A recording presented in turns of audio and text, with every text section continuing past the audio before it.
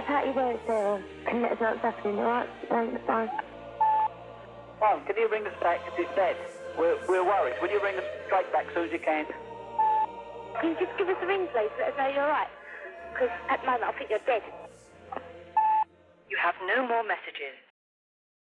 Hello, police. Yeah, what's the problem, sir? We just drove down our farm track. We come across a Range Rover with 3 people in it. Yeah, it appears that they're dead. It appears that they've been shot. Is there any signs of life or what? Yeah, I've tapped on the window, right, and they've not moved, and when I look, there's blood all over them. Colour? Blue Range Rover. A blue Range Rover. Bernard O'Mahony was a leading member of the Essex Boys firm, the most infamous gang to rampage through the underworld. In December 1995, 3 key members were shot dead as they sat in their Range Rover down a deserted farm track. For many, this brutal and bloody execution signalled the end of this gang's reign. The Range Rover had driven down this bridleway. All 3 men were shot through the head at point-blank range. Detectives say they're keeping an open mind, but believe the killings have all the hallmarks of a gangland murder. Concern was expressed by both the police and the terrified public about what might happen in the aftermath of the killings. What gang would fill the vacuum left by the 3 murdered men? And how much blood would have to be spilled to secure and control the Essex drug trade? A trade that had already maimed and claimed the lives of too many young people. Essex criminal Damon Alvin knew the answer to the question. But Damon, he thought Pat, Tony and Craig were the big gangsters and he worshipped them. He thought they were something special and he wanted to be like that. He wanted to always kill someone. Predatory, extremely violent and equally ambitious. Alvin and his new generation of Essex boys saw their demise as an opportunity to fill their boots and the lucrative void they had left in the drugs world. Like his dead heroes, Alvin enjoyed a brief period of power and control, but greed, jealousy and the execution of one of his own gang brought an abrupt end to his reign. One man knows the truth about who killed who, when, how and why. After 20 years of silence, Bernard O'Mahony has decided to reveal all about what became of the greatest mystery in British criminal history. In this film, Bernard O'Mahony will end 2 decades of speculation by dispelling the myths, innuendos and injustices and reveal the truth, the whole truth and nothing but the truth. This is the final word.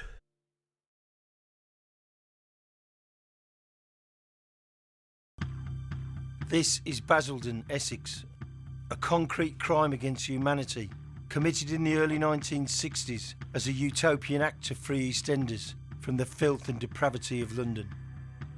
For over a decade, Essex became known as Crime County, witnessing violence and murder in equal doses. My name is Bernard O'Mahony. I was Tony Tucker's business partner and the founder member of the Essex Boys firm. The deaths of Tucker, Tate and Rolfe in 1995 should have ended years of drug-related violence. Instead, it spawned a new generation of Essex boys, at the heart of which was Damon Alvin. I've seen a lot of Damon Alvins in my time, greedy, violent and void of loyalty. Alvin craved power. His ambition was to be the governor of Essex, and he was prepared to forfeit the lives of anybody that stood in his way. One of his victims went to an early grave. Another, 26-year-old Ricky Percival, was sent to prison for a minimum of 28 years. He first come in touch with Alvin and his brothers. It would have been not long after we moved here. The reason being they only lived across the street. Alvin's younger brother was the same age as Ricky, so obviously they've met each other playing along the street. And how many years older was Alvin? Alvin is 6 years Right. older. 6 years older than my brother. He's the same More age. your age? Same age as me, yeah. Which house was Alvin's? He's just across the road over there. Literally a 10-second walk from our house. Looking at the street, it's hardly the Bronx, is it? No, it's a nice residential area, nice people, nice neighbours. We've never had any problems. We've been here 28 years now, well, my parents have. We've never had any problems. Get on very well with all the residents, all the neighbours. The only problem we've ever had is the police coming through our door. Young, naive and dyslexic, Ricky Percival became involved with Alvin, who manipulated and used his vulnerability. They had two mutual friends, brothers Kevin and Malcolm Walsh. Malcolm was well known in the Essex underworld. He was a career criminal, involved in armed robbery, drug dealing and burglary.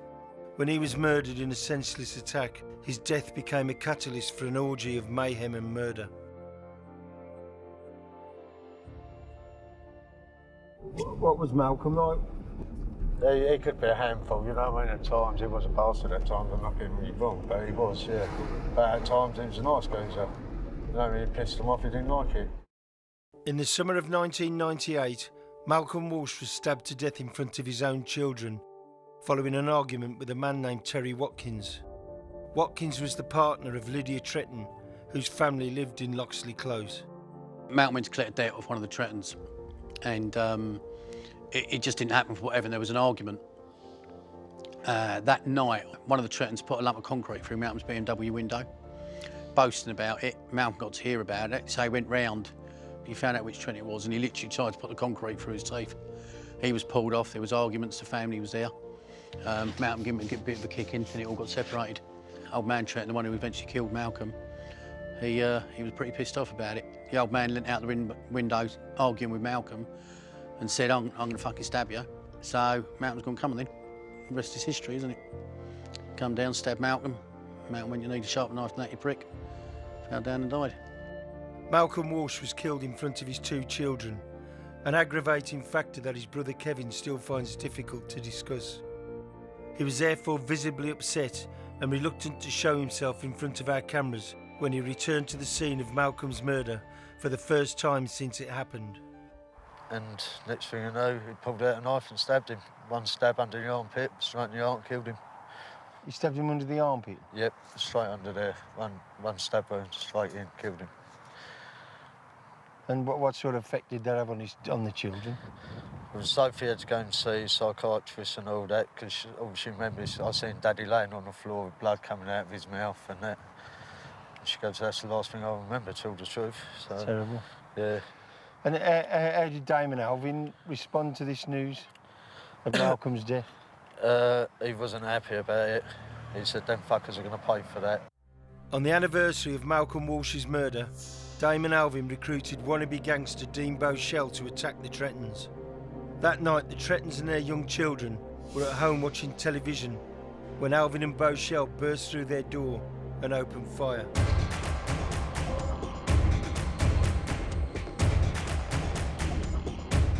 The savage attack left members of the Tretton family seriously wounded.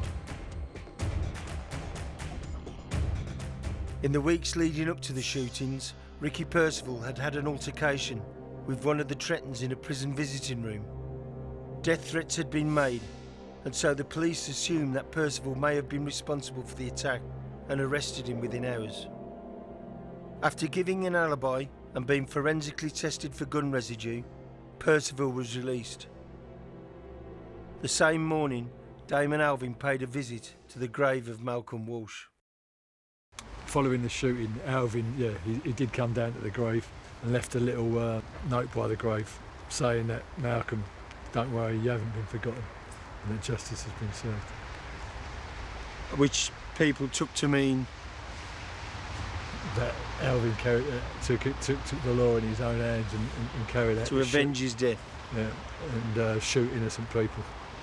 But how was Alvin after Malcolm's death? Would it affect him badly? He was a very, very close friend. He'd actually lived with him when he was younger and spent a lot of time with him, committed a lot of crime with him. So I would say that was close. Yeah. And is that true? He talked about poisoning the Tretton's milk, throwing hand grenades through the window? All of the above and more, I believe, yeah. So I don't know if it was just at the time just grief speaking, but a year later it was more than grief speaking. He actually took actions for his words. The other gunman, Dean Beauchelle, had endured a troubled life and he was prepared to do anything Alvin asked of him to gain praise and recognition. Dean didn't have his father around at all. I think he was out of his life when he was only a couple of months old because his father was classed as violent. He was a sort of loner. Trouble is he had a bit of a mouth on him. He liked to give people cheek and that, but he'd only do that when he was near the house and he could run in and shut the door. Dean was always very quiet about like his friends and things like that because he liked to keep things private to himself. He'd also like to try and make out he was doing a little bit better than he was. Try and be a little bit flash. He liked being with like people who'd make him feel big. In the winter of 2000, Dean Beauchelle was admitted to Southend Hospital, suffering from an injury to his testicles. He told doctors that he had fallen, but his medical notes indicated that the injury he suffered was more likely to have been caused by being kicked. Those that knew Beauchelle claimed that Alvin was responsible for the attack. Dean was Damon's little gopher, always doing bits and pieces, looking after his drugs, dropping them off. And there was a time when he was looking after a parcel and basically went missing. Damon knew, as far as he was concerned, that Dean had stolen it, so he gave him a good hiding and basically scared Dean. Dean went on the missing. Damon basically, when he caught up with him, he, as far as he was concerned, Dean owed him big time. Relations between Alvin and Beauchelle were at best dismal. Alvin was bullying Beauchelle into selling drugs and humiliating him in front of their mutual friends. In an effort to rid himself of his tormentor, Beauchelle registered as a police informant and began passing on information about Alvin's activities, including the shooting of the Rettendons. Unfortunately for Beauchelle, a friend of Alvin's named Mark Bradford saw him leaving the police station. So he told Damon that he'd seen Dean walking out of the police station. Damon's pulled Dean, wanting to know what he was doing down there. And Dean's then turned around and said to Damon, the old Bill pulled me in regarding the shooting of the Rettendons. They know that I was driving the car and they said basically, turn around and tell us what you know about Damon and Ricky and we give you immunity, 10 grand. There was a couple of offers that they put on the table for him and each time he turned around and told Damon, obviously big mistake, because Damon was getting more nervous as it was getting on because he was sure that Dean was going to grass him. When Alvin invited Beauchelle to assist him with the robbery, Beauchelle believed that all of his financial worries were going to be over. They travelled to London together and purchased 2 guns that were to be used in the robbery that Damon had planned. Damon sort of played it cool, but he was scared. The night before Dean was killed, Damon had phoned Dean up, arranged to meet Dean. Damon went to Southend, picked him up, he took him back to Westcliff, I think, but then the next morning, no one see him alive again, that was it. On the night of February the 28th, 2001, Dean Beauchelle was murdered at the allotments in Leigh-on-Sea. He was struck with an iron bar, sprayed with ammonia, and then shot 3 times in the head. Ambulance emergency. Can I have an ambulance, please, to Manchester Drive allotment? I found a body lying in the path. And what's wrong with him? I think he's dead. And there's blood all over the place. You didn't actually see whether he was conscious or not? No, I don't think he was, mate. I know Damon picked Dean up that night. When he picked him up from Southend, he denied it. He said he never spoke to Dean, but I know it came out in telephone records that, you know, the old Bill, like, they can prove it, traced it, see it was his phone. He went down to Southend, picked Dean up, picked him up from Southend and took him back to Westcliff. And like I say, he was shot in the allotment in Leigh. Although detectives knew that Alvin had lied about meeting Beauchelle, they couldn't charge him with murder because at the material time, he claimed that he was at the home of Kevin Walsh. Walsh's girlfriend, Kate Griffiths, and Ricky Percival were also present. According to Alvin, he had arrived at 10:45 p.m. Percival left 3/4 of an hour later, and Alvin left between 12:30 and 1 a.m. A few hours later, Dame and Alvin drove to a garage belonging to a friend named Danny Langley.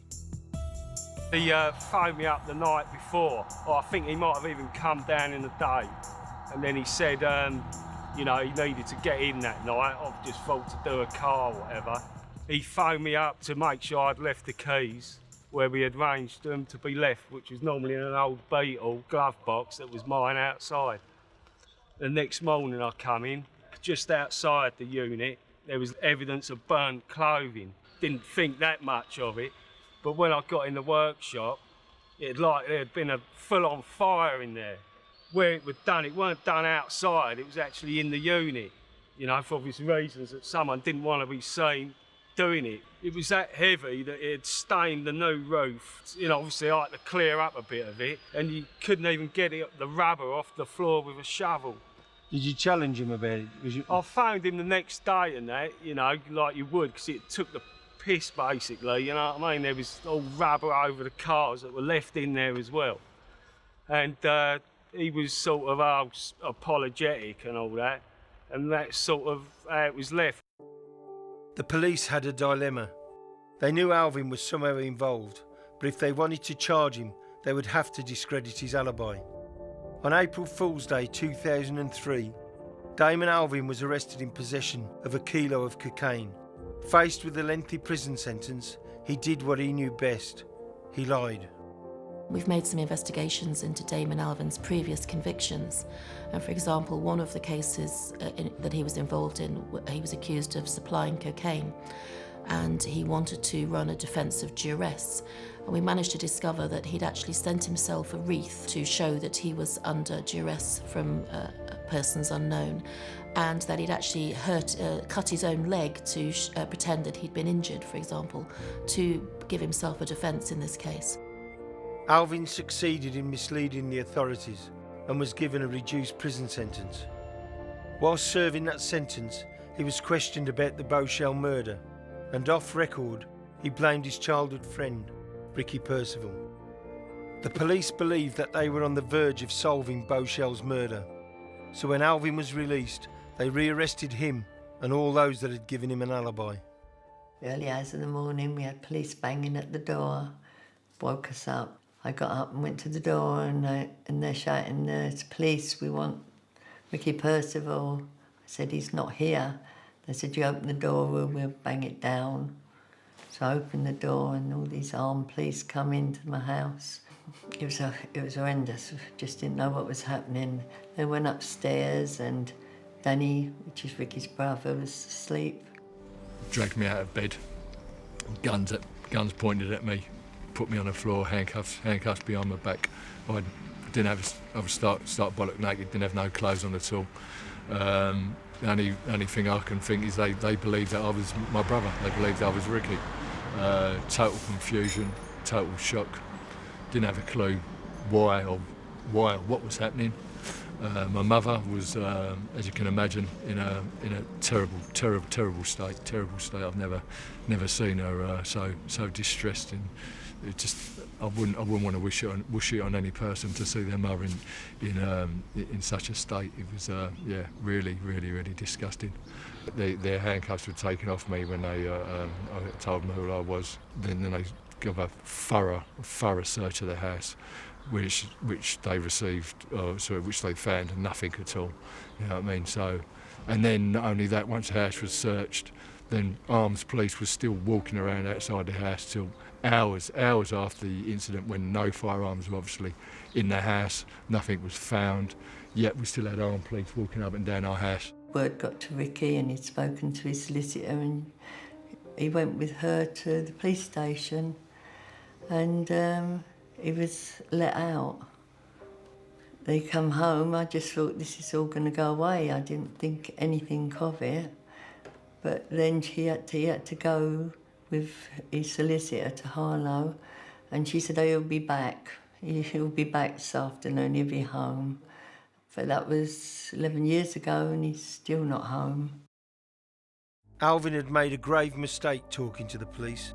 There wasn't any evidence against Percival, but evidence indicating Alvin's guilt was in abundance, and so he was subsequently charged with murder. The police still couldn't circumvent the alibi evidence of Percival, Walsh and Griffiths. They concluded, therefore, that the trio must be lying on Alvin's behalf, and so charged them all with perverting the course of justice. At the beginning of the trial, a couple of days into the trial, Damon Alvin was Ricky Percival's co-defendant, and some evidence was introduced that Damon Alvin wasn't very happy about. He asked for an adjournment, and when he came back, he had agreed to plead guilty to much lesser offences and agreed to become a supergrass and give evidence against his former co-defendant, Ricky Percival. Most bizarrely, the police agreed to that course of action and allowed what were two co-defendants to become the defendant and the main prosecution witness. Are you comfortable with that? Is he a reliable person? No, he's absolutely not reliable. It's quite astonishing that the police relied on him as a witness of truth. We also looked at a previous driving matter that he'd been accused of, that he was acquitted of, where he said that his brother was the driver, and in fact it turns out that in fact his brother wasn't the driver at all, it was him. So we have quite a lot of evidence now to show that Damon Alvin has lied in courts of law before to gain his own advantage. And I think that's exactly what's happened with Ricky Percival, except on a much, much bigger scale. Damon Alvin's account of how Percival murdered Beau Shell altered dramatically throughout his police interviews. When an inconsistency in his statement was pointed out by detectives, Alvin would simply adjust his story. His final version of events was far from slick, but it put Ricky Percival in the dock, facing a life sentence for murder. This is where Dean Beau Shell's body was found, February 2001. Can you tell me what Damon Alvin's version of events were? Alvin's version of events was that my brother was coming to the allotments to retrieve a firearm. Damon says that my brother was searching for the weapon, couldn't find the weapon, so he decided to go back to his car to change his clothes, to retrieve a torch to help my brother and Dean look for the gun. When he returns, he says that my brother was holding a plumber's bag. But then he must have rethought his thoughts and thought, well, how can he be holding a plumber's bag and then shoot Dean? What he says then, he says as he's walking up a path, that Dean has his hands held up to his face. And then he says there's a flash and he sees Dean crumpled to the ground. He then says that he turns round and runs back in the direction, obviously, that he came from, and hears a further 2 shots, which he doesn't know he's the person being fired at. When he runs down the path, the obvious way to go would be to the left, which would give him cover from the allotment buildings, and then over the fence, which was a chest-high fence, which he could jump over in a matter of seconds and return to his vehicle, which he left a minute's walk away. Instead, he chooses to run to the right, which gives him no cover whatsoever if he is allegedly being shot at, and then climb over a fence which is thick bramble. Then he says he runs to the end of the brook, which follows to the end of the allotments, hides up for a short period of time, and then phones his wife using a public phone on Elmsley Drive. From there, he says he walks along Elmsley Drive, and as he's walking along Elmsley Drive, he says my brother pulls up, climbs out the car. Apparently Ricky says to him, we need to talk. He makes no mention of any firearms being present at this stage, and gets in the car with my brother, the person he describes as a murderer, and someone he doesn't even know, who he may have even shot at him. Yet he gets in the car with the man and then drives to Kevin Walsh's flat. So why do you think Alvin dropped the plumber's bag part of his story? The reason he's had to change his story is because, firstly, there's a pole, a short rhubarb iron pole left on the floor, which you can actually see from the crime photos where Dean was struck across the back of the head. He had red marking on his face, which Alvin says that he was squirted with ammonia substance. And then, so you've got my brother holding a plumber bag, an iron bar that's been which Dean's been struck around the head with, also squirted in the face with an ammonia substance. How many arms has my... And then shot? And then shot, yeah, sorry. How many arms has my brother got?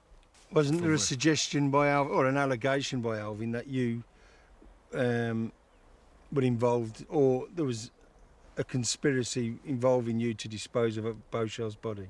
Yes, Damon says that he believes that I could have come back to the scene of the crime to dispose of the body. As you walk down the same path, just in front of the allotment buildings, you have a storm drain. He says that's where the body was going to be disposed of. And he said that you'd broken the lock off the storm drain. Yeah, he says that a lock was removed from the storm drain for the body to be placed down there, yeah. But when inquiries were made, that was totally false. False, yeah. Nothing like that has ever happened, yeah. Just another stream of lies, one of many that seems to come from Alvin's mouth. Not only did Alvin blame Percival for Beauchel's murder, he blamed him for a robbery, firearm offences, stabbings and the Tretton shootings. However, this created a problem for the police. Witnesses had stated that 2 gunmen had carried out the attack, and this had been confirmed in reports by the media. The police couldn't allow Alvin to say that he was involved, or he too would be charged, and he would then refuse to assist them. It was therefore agreed that despite the overwhelming evidence, the prosecution's case would have to be that a lone gunman had shot the Trettons. In the last 2 or 3 years, we've had the ballistics tested, and we believe that that ballistic evidence shows that, in fact, there were 2 guns that were used, not 1, which would contradict Damon Alvin's evidence, because obviously he was trying to exculpate himself from the crime. And if Damon Alvin was present, yes, or another person, and Damon Alvin told the police he was present and actively involved in the crime, would he have been able to become a supergrass? Would he have been able to give evidence against Ricky Percival? I don't think so, no. I think that the fact he was ever able to become a supergrass in the first place is just totally bizarre. He gave the police a lot of information about a lot of people committing criminal offences, and none of that evidence has been prosecuted by the police. Not one person has been interviewed by the police on the basis of the evidence that Damon Alvin has given them. And so did it suit the Crown's case to allow Alvin to remove himself from these crimes? Yes, I think so. And it suited them to then adapt that case to having 1 gunman at that shooting rather than 2. Whilst making this film, I received an email from Christina Tretton, who had been one of those targeted by the gunman. Her friend Jenny Dickinson had saved her life by pushing her away and taking the full force of the blast. In her email, Christina had said, "Me and Jenny Dickinson would like to tell you what really happened that night. There is so many stories that are untrue, and now so many years later, we think the truth should be said." I replied to Christina, who asked me to telephone Jenny Dickinson. She had given evidence at the trial that there was definitely only 1 gunman. We'd been at the woodcutters, we'd had a few drinks, we'd come back, we was watching Jerry Springer on telly, an armed gunman walked in and shot Stuart in front of us all. He turned the gun to the settee where me, Christine, Carla and Raymond were sitting. He fired, I got down, Christine was sitting up screaming, so I got up and pulled her down. And he was banging the gun on the door frame. Because it wouldn't fire, the gun got jammed. So he only fired 2 shots? No, he fired about 3, I think, altogether. But I think there was... It's just like bang, bang, bang, bang. So it's like it's so quick but so long. All the newspaper reports say the police are looking for 2 gunmen, and then when it got to court, the police were going, no, it's not 2 gunmen, it's 1. What's your recollection of it? I spoke to Christine. Christine said there was 2. I said there was 1. I mean, say I got down. Maybe when I got down and got back up to get Christine down, there could have been another one there, but I didn't look. Okay. I'm not saying there is or there wasn't. I just really do not know. I really don't know is a far cry from agreeing that there was definitely only 1 gunman. This type of inconsistency is a common feature of the Percival case, as are individuals who quite frankly cannot differentiate between truth and fiction. On the morning after Dean Beauchel's body was found on these allotments, the police conducted door-to-door inquiries and ended up in this street, Randolph Close. They went to number 94, and there they spoke to a man named Gordon Osborne. Gordon Osborne's evidence was initially pretty meaningless. He said he thought he heard some bangs. He thought he woke up at 11 o'clock, but he couldn't be sure about anything. The police went away, but they were not finished with Gordon Osborne just yet. This is Gordon Osborne's bedroom, where he was sleeping the night Dean Beauchelle was murdered. He claims the curtains were wide open, the windows were wide open, which in itself is odd for February. 5 months after the initial door-to-door inquiry, he was again visited by the police. This time his memory appeared to have improved. He told the police that he was woken at 11 p.m. He could remember the time because he remembered looking at a digital clock which was by his bed. He then said he clearly remembered 3 shots, which pleased the police because Dean Beauchelle had been shot 3 times. And he also told the police that he knew it was a handgun because he'd spent 18 months in the Royal Marines where he underwent a lot of specialist weapon training. So the police took his statement and went away pretty excited. According to Gordon Osborne, he was asleep when he heard these 3 shots, so it's unlikely he would have been able to identify any weapon or specific sound. When you add to that Beauchelle's body was found beyond those trees, which is a considerable distance, I doubt he would have heard clearly, if at all. Police interviewed a second witness, Hansel Andreas, who told a very different, more credible story. When I heard the loud bang, it must have been about 3 in the morning by then. I heard the loud bang and an echo, and like there was it was like an echo, like something had been banged, and it was just sort of in the distance. Could that have been the same bang twice? It's very loud, sort of unmistakable sort of sound. Have you ever heard anything that could describe that as being the same as, other than a firework? Not really. Saying that though, Mark's actually holding out our loft at the moment. He's using a nail gun. It did sound a bit like that. So that's the noise that it sounded like, compared to a nail gun? Yeah, I suppose so, a bit louder.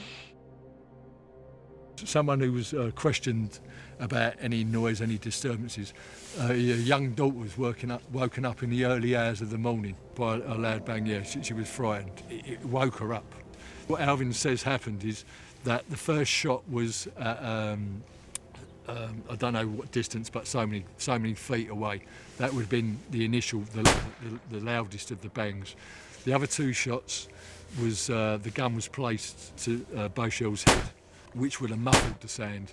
We actually paid for a firearms expert to carry out and test the noise and the distance it would travel. His findings said the initial crack of the first bullet would have been loud. The other 2 would have been more like thuds where the gun was placed to Dean's head, which our witness of a far more close proximity said that was heard. So whose version of events does Gordon Osborne's timings back up? Alvin's. And whose version of events would that lady's account back up? That account would be what we believe Alvin come back to the allotments and carried out the murder in the early hours of the morning. The key part of Gordon Osborne's evidence was that he effectively corroborated Damon Alvin about the timing of the murder. The outcome was that Damon Alvin gave evidence against Ricky Percival.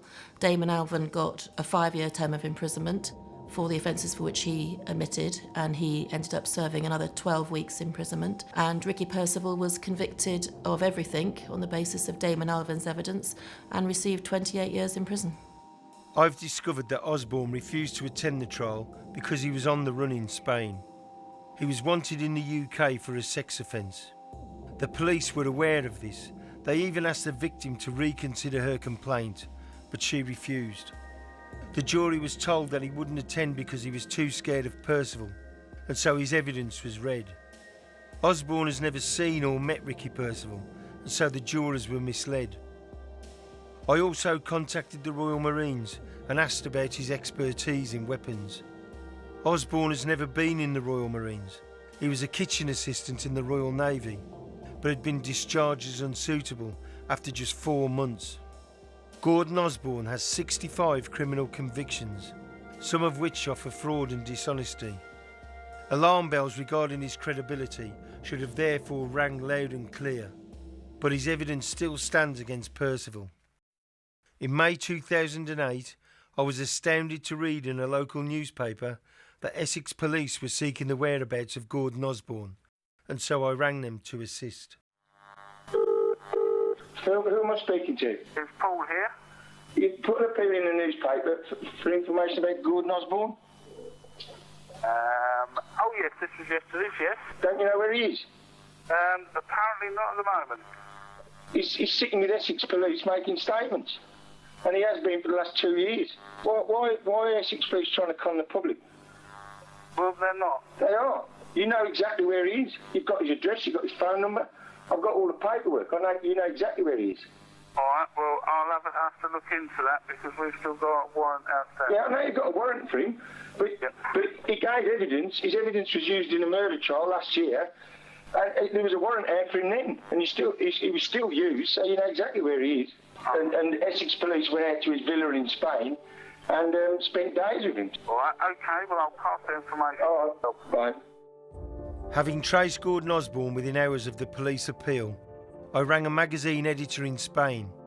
I had been told that a staff had been subjected to threats and abuse from Osborne. I wanted to ask if they could identify him from a photograph that I had. That's him. It's a nasty piece of work. I had terrible troubles with him, and it got to the stage where he was basically threatening my husband, and he actually threatened my children as well. I've heard ex-SAS has actually turned around and said he was a witness for the Essex murders, 3 men in the Jeep. Ricky is still in prison. We have referred the case back to the Criminal Cases Review Commission, and we've put lengthy representations into them, including new evidence that we've obtained, including the ballistics evidence. And that evidence is presently being considered by a commissioner from the Criminal Cases Review Commission. And we are very hopeful and confident that the case will be referred back to the Court of Appeal for an appeal against his conviction. After 11 long years, the Percival family also remain hopeful. They believe that now, with Karen Todner, a specialist solicitor representing Ricky, justice will prevail and he will be released. He still has to serve a minimum of 17 years. That's a total of 28 years for crimes that he did not commit. Ricky is not the only one who has suffered. The family and friends of both him and Dean Beauchelle have suffered, and they will continue to suffer until the truth is finally revealed. I said he was dead and everything. They knew it was Dean by his fingerprints and that, but they still wanted me to identify the body. He got sentenced for so many things that all what Alvin said he'd done. No evidence or anything. It's just one man who wanted to save himself. I went in. The police said not to touch the towel round by his head. I wouldn't accept that it was Dean, because not seeing him like that. I think he was a little criminal. He obviously was a little criminal, he was. But he wasn't the big criminal that they tried to make him out to be. You know, like one of the Essex Boys that is the big drugs baron, come murderer, come beat people. He wasn't one of them. He had a tattoo on his arm and it was a Black Panther. And there was like red coming from the claws as if it had scratched him and like he was bleeding. And he had that made. No one else had it. I said, and that's the only thing what is going to convince me it's him. And I said, and I had to admit to myself it was him. I still want somebody to show me evidence that he's done it. He may be not perfect, but he's not a killer. I know that he's not a killer. So I just need someone to prove. I want the justice, that's all. And the last time I spoke to him, I told him to get out. He wasn't my son.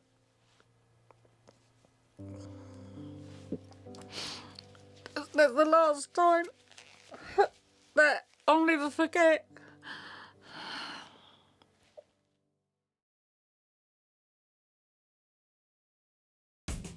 As a young man, I had caused my own mother great distress after immersing myself in danger and violent crime. I served in Ulster during the hunger strikes, the most violent period in Ireland's long bloody history. I worked for a private armed police force in the townships of South Africa and in the nightclubs along Johannesburg's Murder Mile. Aged 26, I decided it was time to give myself and my mother some well-deserved peace. After completing my second prison sentence for violence, I arrived in Basildon to start afresh with Deborah, an Essex girl I had met whilst working abroad. I was determined to embark upon a new life, free from danger and free from crime. After leaving the train station, I came here, locally it's called the Alcatraz Estate, and I soon realised why. I've wandered around these Legoland type flats and maze of alleyways for a considerable amount of time looking for Deborah's flat. Eventually I found it. After settling in, I soon realised it is what it looks like, an impoverished dump. And the people that lived here are pretty much the same, really. A lot of unemployment, a lot of drug abuse, a lot of alcohol abuse, a lot of violence. Pretty awful place to live. And in the 20 years since then, it hasn't changed much, if at all. It certainly wasn't the new life or the new beginning I'd hoped for. Soon after moving to Basildon, I became involved with fundraising for a 10-year-old boy who had suffered horrific injuries in a car accident. I was contacted by the infamous Cray twins, who said that they too wished to help. A friendship developed between us, and Reggie Cray offered to secure me work as a bouncer at his friend's club in Basildon. 2 days later, I went to meet the head doorman, Dave Venables. So I went through those doors, up the stairs, where I went through the usual who wants to know who you're looking for.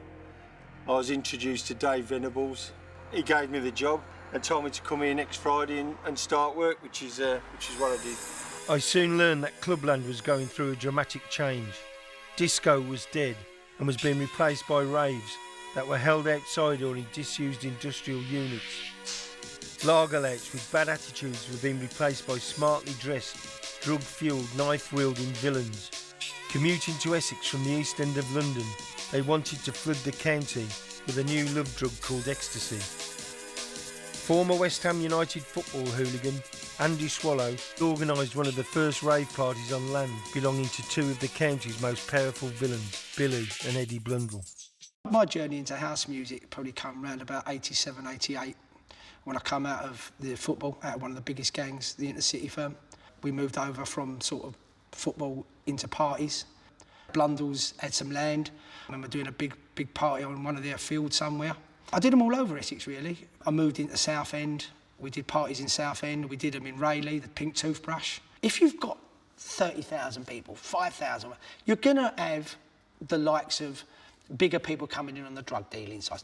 Listen, armed robbers were hitting vans in the street with the chance of being nicked.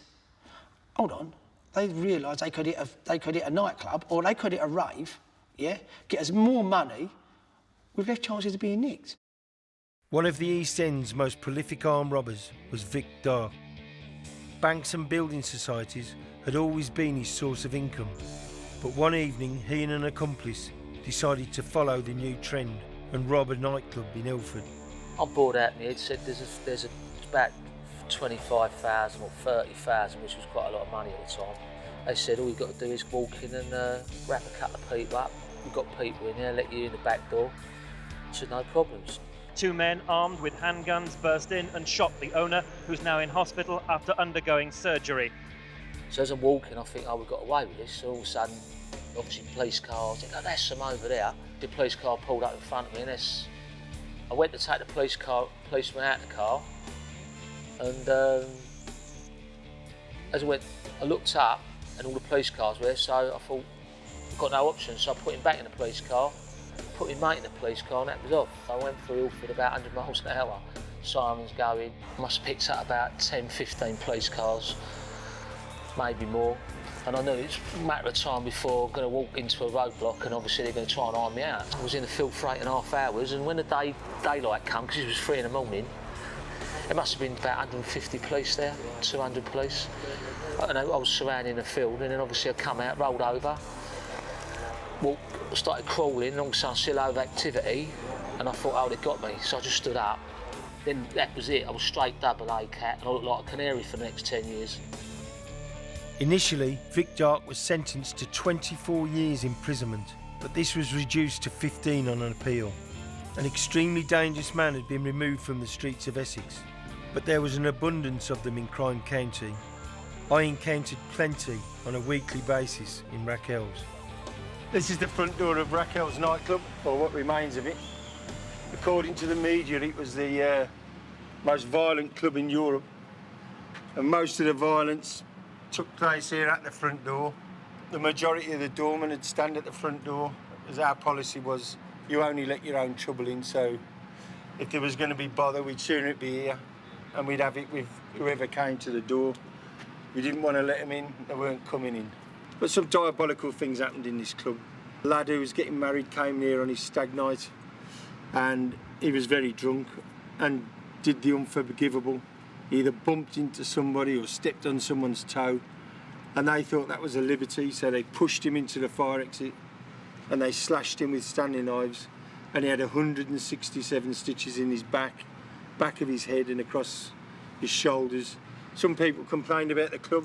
The guy who owned that little round shop, he complained twice. Mysteriously, his shop got burnt to the ground on 2 separate occasions.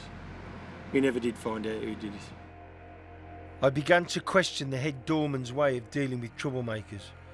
Local hardmen would cut or beat a reveller and be allowed back in the club the following evening. Dave Venables said it wasn't worth going to war with such people, as they would only bring the trouble to your home. I was of the opinion that if people wanted trouble, they could have it. It didn't take long before the so-called hard men began to get seriously hurt. Venables walked away and I took charge. From the outset, I met violence with extreme violence. Special treatment was meted out to the leading members of the local criminal fraternity. They would be dragged into the kitchens, beaten and given the choice of receiving electric shocks or being subjected to waterboarding torture.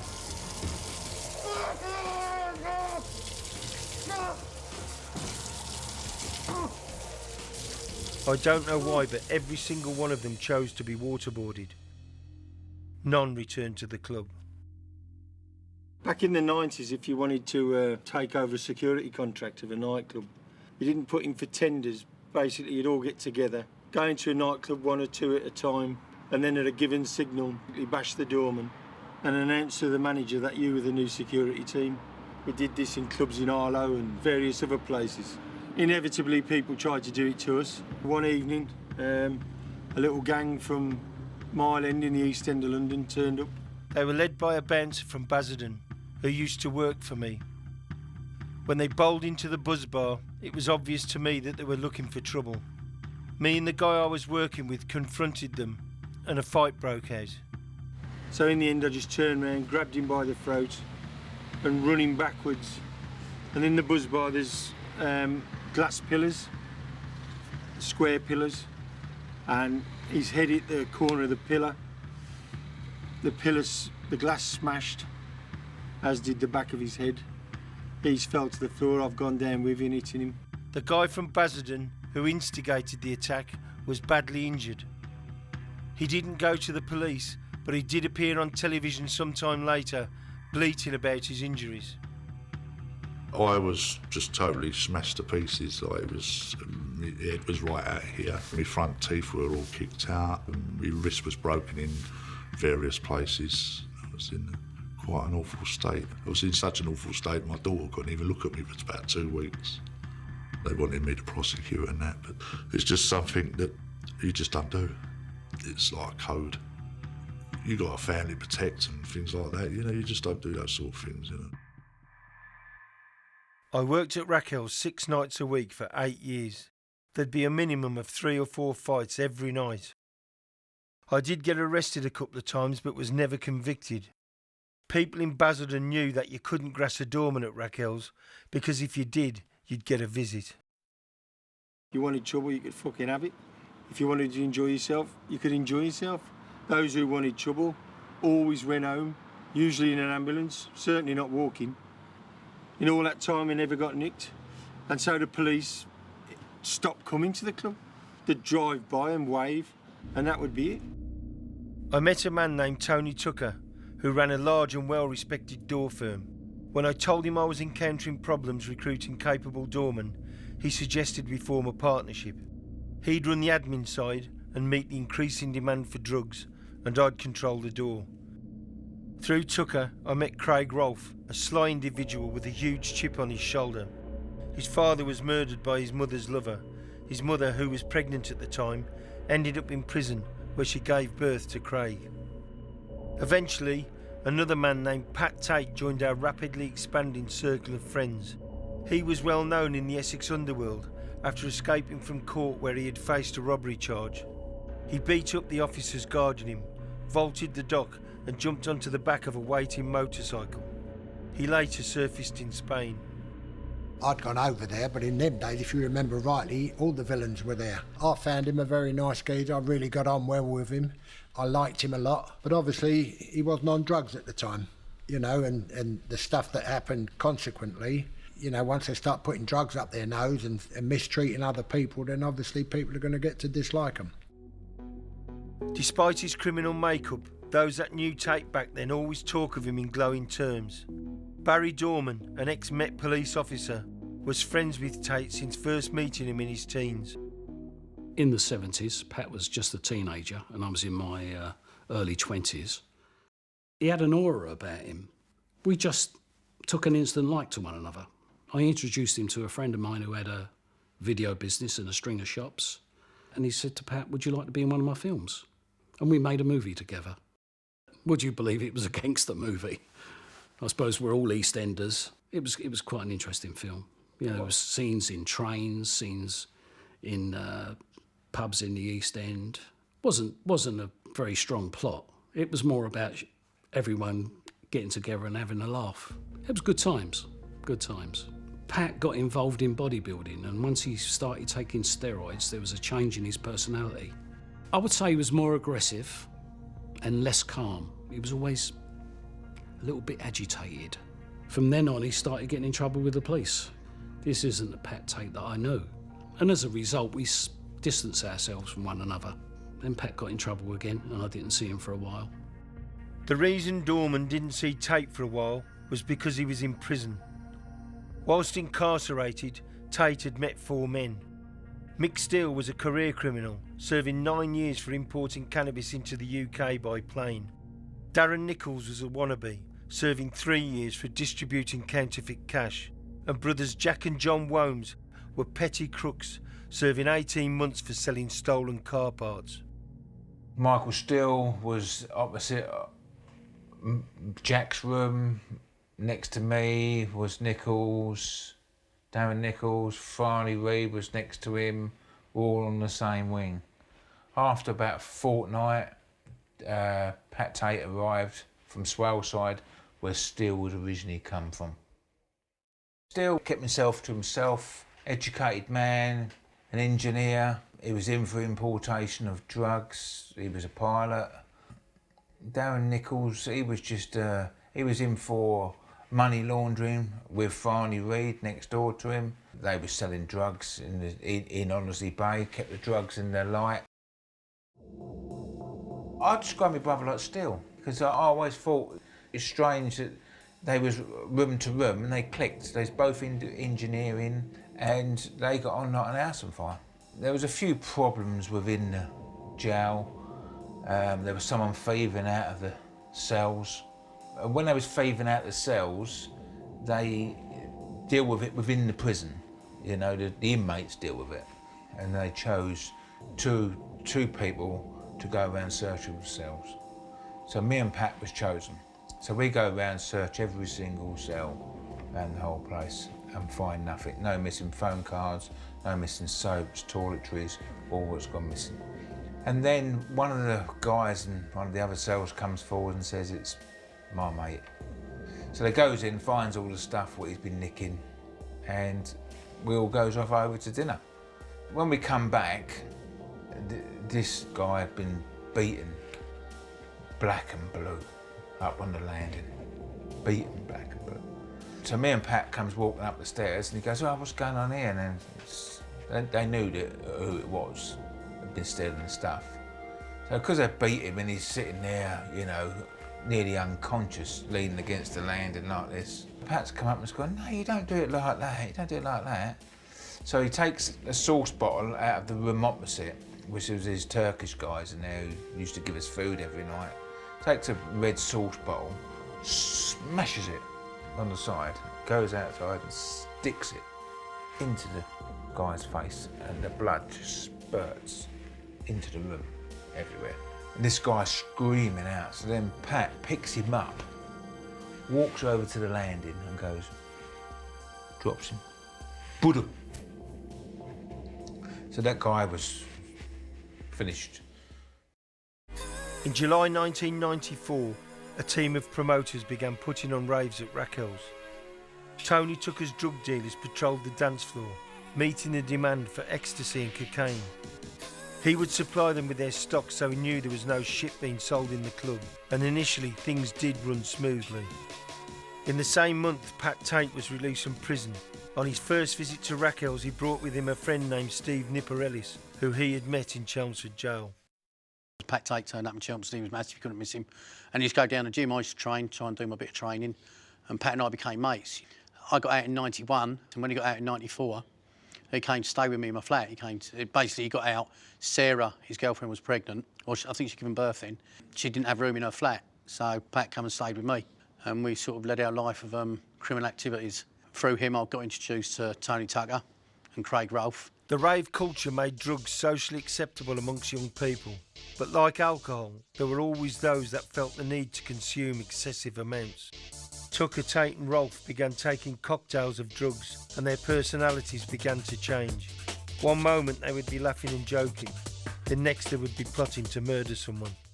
I grew up in the East End in the 50s and 60s, and it was only idiots that took drugs. That's how it was. Pat was part of that change. He knew there was another side to him now. It just come off of him. You could see there was another side to him. Adele O'Connor was another who witnessed Tate's drug-induced mood swings firsthand. He had opened a brothel and tried to recruit O'Connor to work for him. Pat Tate arrived at my flat, got to be standing about 6'2", 6'3", physically very muscly, about 18, 19 stone, just bowled in the door. Hello, I'm Pat, and just thought I was actually there for a job as one of the girls, as in to be working for him, where we didn't set off on good footing because I told Pat that's not what I was there for. I was more looking for a managerial or administrative position, which at first he started laughing, was trying to convince me to have my hair in pigtails and that I'd earn a lot more money doing other things. But I just said, no, that's not for me. Pat had a couple of friends. One friend I met, Tony Tucker. I was given the impression they'd been friends maybe 10, 15 years. They took a lot of drugs. To start with, it was just pills, which back 94, 95 seemed to be very socially acceptable. Then it sort of progressed onto cocaine, but not too bad. They were just really party animals. They would go out clubbing and they would just keep going and going and going. I remember Pat turning up with a friend in another car, basically with two great big holdalls, saying, can you just stick them in the other room, don't touch them, leave them there until I ring you and bring them with you. It must have been about 2 hours I had to wait for him to ring me. It was a real long 2 hours, and then I had to get a cab. And he was really insistent, don't let the cab driver hold these bags, you hold them. Don't let them touch them. And they were heavy. And I had to go over to Raleigh in Essex and meet them at a party. And there was guns in there. They were big guns. Fair play to Nipper, he come out and met me. He was there, ready to take them off me. Pat would keep a gun in a parlour. A lot of the girls were unaware of it, but I knew he had one there. There was always drugs in the parlour. Yeah, we could have got raided at any point, but you just became aware of it being there, and after a while, like I say, it just became very acceptable of how his life was. It was the drug taking that just spiralled so quick, from a pill or a couple of pills or quite several in their cases, to the cocaine, and then progressed onto the crack. And yet again, I'd never seen a crack pipe before. Many a time he used to go mad at me because I'd throw him in the bin. I'd think, oh, let's get rid of this and try and keep the place tidy. And him and Tony would sit there for hours and hours just doing crack. And until they told me how much one day they'd got for and how much money they'd spent, I was horrified. They were quite happy sitting there, but they just seemed to get through so much. I don't think, even now, I've never seen anyone take as many drugs as those two did. I just never seen it. They just didn't stop from the moment they got up to literally they knocked themselves out going to sleep. They were just always taking drugs. It was to the point where they couldn't really even go out. They would stay in and literally lock themselves away just so they could sit and do drugs. When they was together, it was like an explosion. They sort of encouraged one another to be over the top in everything. And if you wasn't one of them, you was an outsider. It was obvious. Crack cocaine soon turned Tucker and Tate into unstable and extremely dangerous people. When Steve Ellis made a childish remark to Tucker's 15-year-old mistress, Donna Garwood, it nearly cost him his life. Donna's phoned me up one Sunday night. Said, "Where's Tony?" I said, "He's home with Aaron, probably shaking the arse off her by now." She told Tony. 10 days later, Tuckers came round, let himself in, so I gave him a key, and he was with Pete Cuffey and Craig Rolfe. Tuckers just said to me, he said, where's the gun? And he was referring to a 2-2 revolver. And it was under the stairs, so I got it out. I said, "Look, it's clean, it's loaded," so be careful. With that, he had the gun in his right hand. He grabbed me by the throat and pushed me against the wall, and he was just banging the gun in my head. And he kept saying, "Fuck my bird up the arse, fuck my bird up the arse, I'll show you what you can do." And I didn't know what he was referring to. He was referring to when Donna had phoned me up and said, where's Tony? And I said, "Oh, he's probably home fucking the arse off Anna by now." So he kept bashing his gun in my head, and I just kept thinking I'm dead. I knew it was loaded, so I'd loaded it. He stabbed me by the throat, and he walked me down the hallway to the back bedroom, put me on the bed. I just resigned myself to the fact I was dead. I just thought I was dead. He was frothing, his eyes were out his nut, and he kept saying, "I'm going to show you what this can do." So anyway, after how long he got off me, put the gun away, pulled out a meat cleaver, and he said, "Your hand or your foot?" I just thought, well, if you take off my foot, I won't be able to run. If you take off my hand, I'll still shoot you, prick. So I held out my right hand, shut my eyes, thought, I'm going to scream, I'm going to cry, but I'm going to kill you. And I kept thinking, I'm going to scream, I'm going to cry, but I'm going to kill you. Nothing happened. I don't know after how long I looked up, and he was standing there grinning with that. He put it was a meat cleaver, he put it back in his top, and he walked out of the room, and I got off the bed and went, "What the fuck have I done, Tucker?" And he turned back round, pulled out the meat cleaver, and he went like that to hit me on the head, and I just thought, "We'll do it." Pete Cuffey pushed me in the room, and he went, "Let him calm down, let him calm down." I said, "I haven't done anything." Tucker left, but Steve Ellis knew he would have to strike first, or he would end up seriously wounded or dead. I went up to London, got the handgun, bought the bulletproof, come back, went and got a pump action off someone. I used to drive around looking for Pat, Tony and Craig. Basically, it was me against them. On Sunday, the 20th of November, Pat Tate was at home getting ready for Tony Tucker's birthday party. As he moved about in the bathroom, Steve Ellis watched him through the frosted glass. Picking up a house brick, Ellis hurled it through the window and took aim with his gun. The following morning, 2 detectives called at my home and asked where I'd been and who I'd been with. I'd been working at Raquel's, but sensed from their questioning that something bad had happened, and so I rang Tony Tucker. 30 minutes later, we met outside Basildon Hospital, and he was telling me a story that initially I found hard to believe. Tucker and Rolfe had injected a man named Kevin Whitaker with a lethal cocktail of ketamine and cocaine. It was meant to teach him a lesson over an unpaid debt, but Whitaker died, and so they dumped his body in a nearby ditch. That weekend was eventful, to say the least, but the madness was far from over. A few days later, Ellis, armed with a shotgun, confronted Tucker and Rolfe. A couple of days later, I found Tony and Craig at the back of my house. I walked up the back alleyway, and I see them. Before they see me, I pulled out the gun, took a shot at Tony. Tony went on the floor, he was going, "Ah!" Literally screaming like a little girl. Not screaming, he was whimpering like a little kid. The gun misfired. He's looked up, seen me, he goes, "I'm going to get you for that now." Nick, when you are here, prick. Pulled the gun, bullet went. He ran off, chased him up the road, him and Craig up the road. They got away. But then Pat was in hospital after he got shot the first time, and he made a statement saying it was me. And then Tony and Craig made a statement saying I chased him up the road with pump action. Basically all grassed me up, and I eventually got nicked. Unable to adhere to the criminal code that the trio often preached, they had sought protection from the police when Ellis had responded to their bullying. Barry Dorman visited Tate whilst he was in hospital and found him talking to an officer. When I went up, there was a police officer there with him who was talking to him. He seemed to take that as if it was just one of those things, like I've been shot. Very, very strange. My thoughts on Tucker and Tate had begun to change. In fact, I now despised them. Drugs had turned them into bullies and cowards. It was okay for them to attack Ellis and his family, but not okay for him to retaliate. What did they really expect Ellis to do? I had no choice. Couldn't go to the police and say, look, I've been threatened by Pat, Tony and Craig. So what are they going to do? Pull them in and say, naughty, naughty, don't threaten Nipper. And then I'm a grass as well. I had no choice. I've got 5 sisters, and they threatened to kidnap one of them and take her fingers off until I was man enough to go and face them. And it was just me against them, because I had no choice. Because there was no way out, and I said, Colton, stick a bullet in my head, because I've got no choice. You asked Leach to shoot you? Yeah. He just said he couldn't.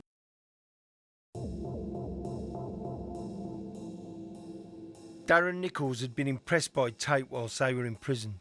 He fantasised about being Tate's right-hand man. He saw himself as an international drug baron with serious connections. When he heard through the grapevine that Tate had been shot, he went in search of Mick Steele and Jack Womes in the hope that they could help him contact his hero. One day he rocked up at Jack's workshop, because we had our own boat. We'd done water skiing, parascending. Rocked up there with his family.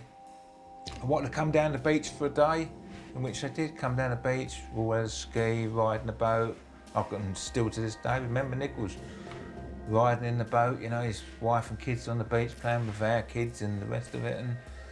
And Nichols come over really to make contact, but I think he was just trying to make contact because he asked for Steele's number.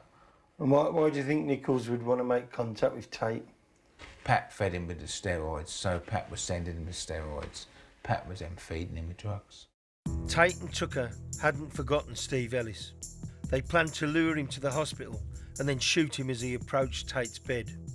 They had even hidden a gun under his pillow to carry out the killing. One evening I visited the hospital to sort out a bit of business with Tucker, who was now constantly at Tate's side. I was introduced to Darren Nichols, who was boasting to Tate about the money to be made from importing drugs. Tate grew tired of Nichols and began to ridicule him, and so I made my excuses and left. The following morning, a nurse found the gun in Tate's bed. He was arrested and returned to prison. Despite Tate being behind bars, the violence in Essex did not subside. Drugs had changed the face of villainy. There was no code, no respect and no rules. If somebody pissed you off, you damaged them. Simple. One man who paid a terrible price over a £3,000 debt was Darren Kerr. He was in a telephone box by the A13 when Russell Jones and Tom Atkins threw acid in his face. They bundled him into the back of a car and kept him there so that the acid could eat into his once handsome face. Kerr managed to escape but was run over by his assailant's car and ended up at St Andrew's Hospital in Billericay. Despite his horrific injuries, Darren Kerr believed he was now safe. The following day, a man dressed as a clown entered the hospital, clutching a bunch of flowers. As he made his way towards Kerr's room, the hospital staff laughed and joked. But their laughter was short-lived when his murderous intentions became clear.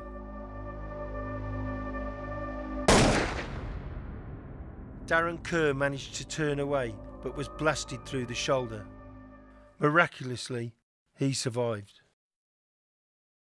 One of the most notorious villains in Essex at this time was 22-year-old Jason Vella. He would regularly visit Raquel's, but was always polite and courteous towards me. He did shoot my brother-in-law in the chest, but I'm told that that was just an accident. A lot of people seem to have accidents around Jason Vella. One victim had a broomstick shoved up his backside and was brutally beaten. No complaint. A 21-year-old victim had his head shaved and his hands burned with a hot iron. Again, no complaint. Another was made to lick a sheet of LSD tabs, then forced to eat dog food from a dog bowl whilst photographs were taken. Eating, you little cunt! You useless fucking cunt! Eat it! Eat it! His crime? He had sent a Christmas card to Bella's girlfriend. Whilst being stabbed and slashed with a fencing sword, one of Bella's victims had escaped by jumping from the second-floor window of Bella's house. Police surveillance cameras had captured the moment, and Vella was arrested. At his trial, the judge branded Vella the Tsar of Essex before sending him to prison for 17 years. Whilst Tate was in prison, I was caught in possession of a gun, and so I knew my time at Raquel's was limited. I purchased a house on the Essex coast and by coincidence moved into it on the day that Tate was released. It was Halloween, and I was in no doubt that the good people of Essex were going to experience a lot more tricks than treats in the coming months. Pat was Pat, but you knew there was something else going on with Pat. There's always something else going on with him. You could sense it. There was indeed something going on with Pat Tate. He and Tucker had set up a syndicate to raise money for drug importations. Shady businessmen, car dealers and villains all invested various amounts, and Tate assured them that their money would be doubled within 7 days. Tucker and Tate raised £125,000. Rather foolishly, they chose Darren Nichols to be their courier. He in turn employed a friend named Francis Reed as his assistant.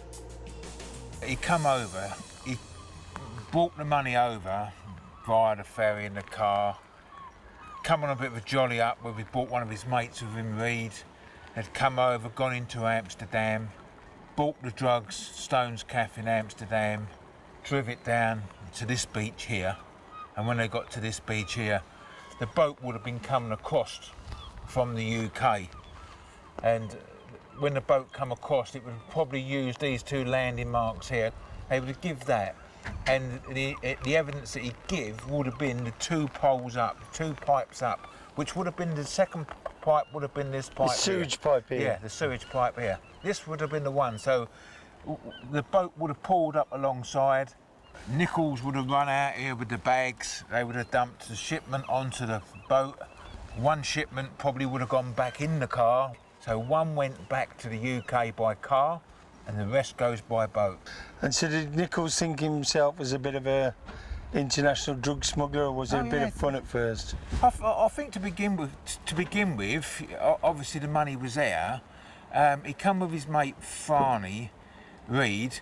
They was using it as a bit of a jolly up to begin with, and then it got serious. There's money involved. There was prostitutes in Amsterdam, roulette wheel on the boat over there, had a while of a time, and then they was getting paid when they was getting back for the drugs. Nichols was little more than a bungling idiot. He lost all of his money on the roulette wheel on the boat, and so when he tried to hire a car for the return journey, his credit card was declined. The Dutch drug dealers had to take him to their office so that he could use their phone. He rang his wife, and they then had to wait an hour while she walked to a bank to pay in some cash. Nichols and the Dutchman then caught a cab back to the car hire depot, but Nichols left Tate's £125,000 in the cab. They all chased the vehicle through the streets until the driver eventually pulled over. The Dutch villains knew that they were dealing with a fool, and so they took Tate's money and loaded Nichols' car with poor quality cannabis, which they knew no drug user would buy. When the drugs arrived back in Essex, the dealers began to distribute them, but within hours, Tucker, Tate and Rolf's phone had begun to ring. When they found out that Nichols had supplied Dud cannabis, Tate said that he was going to kill him. Fearing for his life, Nichols pleaded with Steele to help him. Initially, Steele refused, but he felt sorry for Nichols and eventually agreed. He rang Tate and agreed to meet him at the Carpenter's Arms pub near Basildon. There it was agreed that Steele would accompany Nichols to Amsterdam and retrieve Tate's money. On arrival, they booked into the Delta Hotel. The Dutch drug wholesalers agreed to return the cash but they only had Dutch guilders. Nichols insisted that they be repaid in sterling. It was therefore agreed that if Nichols and Steele would wait, then the Dutch guys would come up with the currency they wanted. Steele and Nichols spent the next 2 days hanging around the streets and bars of Amsterdam. Eventually, the Dutch villains repaid them. The plan was to meet Pat Tate and Craig Rolfe at a ferry port in Belgium and hand over the money. Just as they were about to board the train to Ostend, Nichols began to panic, believing that they were being followed. He ran out of the station and jumped into the nearest taxi. The journey lasted 3 hours and cost £400. Pat Tate had asked his friend Barry Dorman to meet him in Ostend. In the morning and said, "Can you do me a favour, Bal?" He said, "I'm going over to Ostend." He said, "I've got to pick up some cash off a power mine." And he said, I haven't got a clue how to get there." He said, "I know you've had experience of Ostend because, I used to import cars from Belgium." When we got to Ostend, I said, "Where are we going to meet?" He said, "Well, I've got to meet my mate in this bar outside the docks." I said, "Well, I know the dock area really well." I said, "I'll get you there and then we'll go from there." And was Pat on his own, or did he have other people with him, or? Well, Pat had Tony Tucker's friend Craig Rolfe with him, and also 3 young girls. So there was 5 of them, and me and Annette in another vehicle. We went to the bar. We was probably there about 10 minutes. Pat bought us all a drink, and we were sitting there, and this fella stuck his head in the door and said to Pat, "I'm across the road in the hotel if you want to come over and we'll sort out the money."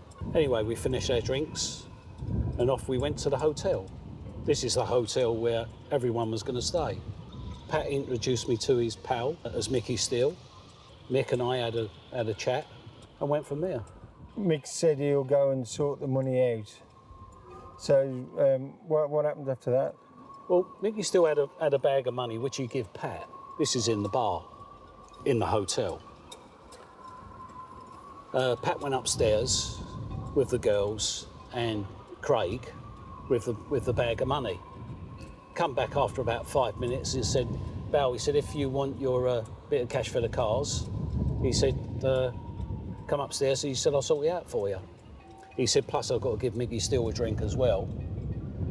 So we went upstairs and he paid me for the 2 cars, give Mickey Steele a drink, and we went after that. Well, my impression of Mickey Steele was he was doing a job for someone, because why would Pat give him a drink? I just assumed he was a gopher. So is it possible Steele may have been working for Nichols? I'm asking you to assume. Well, based on what I've heard since, quite possible. I didn't see Mickey Steele being an important person. He just seemed like a worker. So when you arrived back in England the next day, was there any contact from Tucker, Tate or Rolfe? Yeah, later on in the afternoon, Tony Tucker came into the garage and he said, "I heard you went over to Ostend with Pat." I said, yeah. He said, "Have you heard anything from him?" I said, "No, why?" He said, "He's supposed to ring me." And he said, "I haven't heard a word." I said, "But he was with 3 girls." And he said, "Well, that's probably why then." Whilst Tate was clearing up the latest mess that he had made, I was contemplating my future. After dropping my children off at school, I pulled into a local Tesco garage to get some fuel. I bought a newspaper, and when I read the headline, my heart sank. A teenage girl named Leah Betts had collapsed at her father's house after taking an ecstasy pill which had been purchased in Raquel's. Her father described her as an ordinary family girl, bright, full of life, studying for 3 A-levels. But this is Leah Betts today, in a coma after buying an ecstasy tablet for £10 on her way home for an 18th birthday party. Retired police inspector Paul Betts asked for the photograph to be released as a warning to other teenagers. I've got anger, hate, and I've got love. I've got love for my daughter. I've got anger for the people with the drugs, and I hate this bastard that supplied them. It wasn't long before the police descended upon me, as I was in charge of security at the club. They said they needed to obtain a pill from the batch that Leah had taken so that it could be analysed. They hoped that this would assist doctors in saving her life. I didn't need to think about it. I agreed immediately. Tragically for Leah Betts, it was too little, too late. The night after Leah died, I came into work in the buzz bar. There's a lot of television screens, and they had images of Leah laying dead in a hospital bed with all tubes in her. And it was quite eerie. You had all these young kids in there, and you know, these images of this girl who died in the building. And I sat down in the buzz bar and I was thinking about everything what was happening and everything what could happen. I was on bail for possession of a firearm, a gun which had been found in my home. Tate and Tucker were just out of control, and someone was going to have to pay for Leah Betts' death. It was the death of Kevin Whitaker. We didn't need sunglasses for our future. It was pretty dim. So I called all the doormen into a meeting and I said, look lads, I've had enough of this. So I went to see Dave Sims, the manager. Never ever got on with him. He didn't like me, I didn't like him. I used to go into work and I'd say to Sims, you stay in the office, don't come out till the club's shut. And that's what he used to do. So I went in to see him and I said, Simsy, I'm leaving. And believe it or not, he danced. I went outside, said goodbye to the bar staff, said my goodbyes to the doorman, a few customers. Then I walked outside and I thought, this is it, this is over now, it's over for me. No more Raquels, no more shit, no more Tucker, no more Tate, no more police, it's the end. But unbeknown to me, it was just the beginning. It's hard to describe my friend's reaction to Leah Betts' death. Tate and Tucker rang to say that they were going to kill me, simply because I had agreed to obtain a pill to help the stricken teenager. I was, according to them, assisting the police. Unbeknown to me at this time, Tate was under immense pressure. He had lied about the dud cannabis to his investors. 1/3 of the shipment had been of good quality, which he had sold. When Steele and Nichols returned his money, Tate had told the investors they hadn't and kept it for himself. In the argument that ensued, Tate had told the investors that he would bring Steele and Nichols to them, force them to their knees and shoot them both through the head. Tate had started using heroin, and it seemed to me as if he had suffered some form of drug-induced breakdown. Pat was on a downward spiral and I could see it, and I tried to help him, tried to help straighten him out. But it's, how do you tell a drunk not to stop drinking? They just don't listen. Pat wasn't ready to listen. He was on a downward spiral and, I would say, out of control. He could be very frightening if he didn't like you. I wasn't worried about Tucker and Tate's threats. Why ring me up shouting and screaming when they knew where I lived? Tate's partner, Sarah Saunders, had suffered domestic violence and was living in a woman's refuge at this time. When she heard Tate ranting and raving about murdering Steele, she rang him and met him at McDonald's restaurant in Chelmsford, where she warned him of the plot. Like me, Steele dismissed the threats. We both had good reason to kill them, but so too did a lot of other people in Essex. Some people think I'm some sort of frigging nutcase who goes around shooting people, but if someone threatens your family, there's no thing, and so I was in a position where I had no choice. It seems to me that Stephen Ellis had a very good reason for wanting to kill him, and probably killing him. I mean, they've had enough aggravation, gun in the mouth and going to chop his arm or his leg off or whatever. On the afternoon of December the 6th, I was asked to attend this police station. I was warned that Tucker and Tate were going to shoot me, but I told the detectives that Tucker and Tate were full of shit. If anybody should be concerned for their safety, it was them. They was 3 horrible guys, really bad guys. They've robbed a lot of people, done a lot of bad things, and there was a lot of people queuing to waste them. And they just upset the wrong people at the wrong time. Nipper got a phone call when Pat had first come out, and Nipper was in a real panic saying, I've had it on good authority that the police basically want you gone. They really have had enough of you, they want you shot. And Pat just laughed. He didn't even care. And he went, I'm not going to stop what I'm doing. I'm enjoying myself. If they want me shot, they can shoot me. But that was his attitude to anyone. Him and Tony really did think at one point they were invincible. I can remember Billy coming down to the garage one day and he said, I've heard that you're close friends with Pat. When you see him next, can you have a word with him? Because he's getting out of control. And I asked Bill what he was talking about. He told me, because we never see that side of Pat. All we see was Pat as a car dealer. But it must have been pretty serious. Must have been pretty serious for Billy to come down and say to me, have a word with your mate. Well, I went to the club there where you was to look for him. That's right. Because, you know, there was a bit of a conflict and I needed to talk to him, you know. For some reason, Tucker, was it Tucker? Tucker wouldn't come and meet me. So he sorted out with Pat Tate to come see me. And I told him what the score was and what was going down and how, you know, they're upsetting wrong people. And they're not prepared to come and talk about it. And I said, you do realise you're with him all the time, ain't you? So, and if anything goes down, you're going to get it as well as him. If someone creeps up behind you and goes bang in the back of the head, don't be surprised because, you know, he said, well, he looked me in the eye and he said, well, if it happens, it happens. So then I knew it was no good trying to talk to him or the other one. And at the end of the day, obviously, if there is a problem with Billy, I only stand on one side of the fence. It wasn't just fellow villains and friends that Tate was threatening to maim or kill. After Adele O'Connor and Tate's mother argued with him about his behaviour, he turned on them too. Us falling out was inevitable. We all sort of parted company over things that I just couldn't tolerate anymore. The girls were partying more with Pat and Tony than working, which didn't leave me in a position, or his mum.